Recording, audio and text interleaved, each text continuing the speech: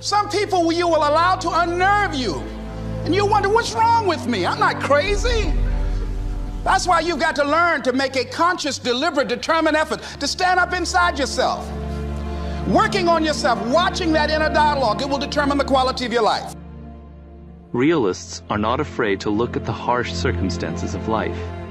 They sharpen their eye by paying keen attention to details, to people's intentions, to the dark realities hiding behind any glamorous surface.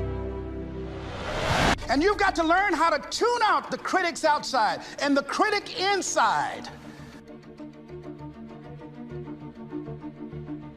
You are more alone than you imagine. This should not be a source of fear, but of freedom. When you prove to yourself that you can get things on your own, then you experience a sense of liberation. You are no longer waiting for people to do this or that for you, a frustrating and infuriating experience.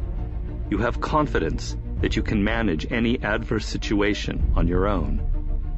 Think of it this way. Dependency is a habit that is so easy to acquire. We live in a culture that offers you all kinds of crutches. Experts to turn to, drugs to cure any psychological unease, mild pleasures to help pass or kill time, jobs to keep you just above water. It is hard to resist.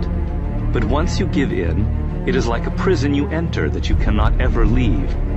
You continually look outward for help, and this severely limits your options and maneuverability.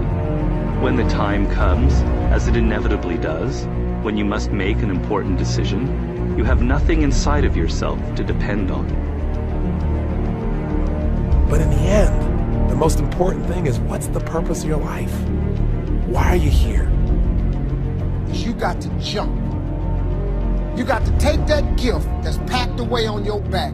You got to jump off that cliff and pull that cord. You can play it safe and deal without the cuts and the tears. And you can stand on that cliff of life forever safe. But if you don't jump, I got another promise I can make you. Your parachute will never open.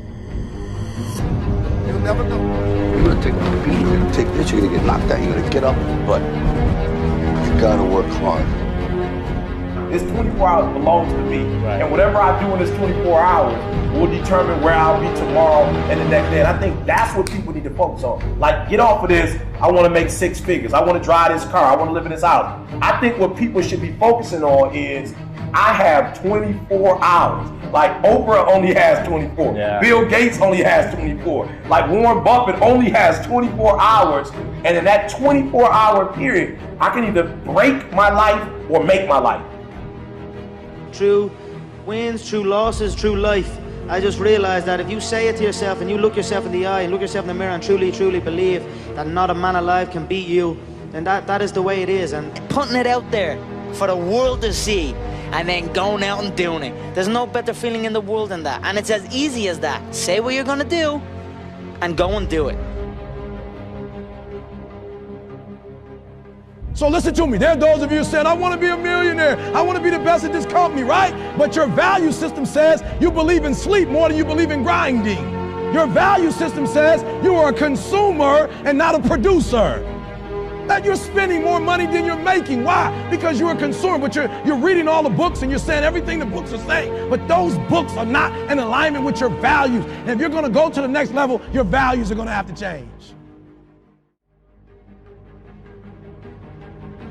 It all comes down to controlling and mediating our attention. So if you are a wonder junkie, if you believe as Carl Sagan did that understanding is a kind of ecstasy, if you are hungry for the sublime, learn to control your attention. Learn to control your mind, your thoughts, because your creative and linguistic choices, the very words you use to map your reality, feed back into your reality. You are the painting, you are the paintbrush, you are the canvas, you are the question, you are the answer to the question you are looking for. You are also, my friends, the question. You are everything. We are everything. We are sentience. We are consciousness, the most sublime, miraculous thing in the universe. So you better be having a good time and authoring your fate. Turn your life into a living, breathing work of art, because anything less would be a tragedy.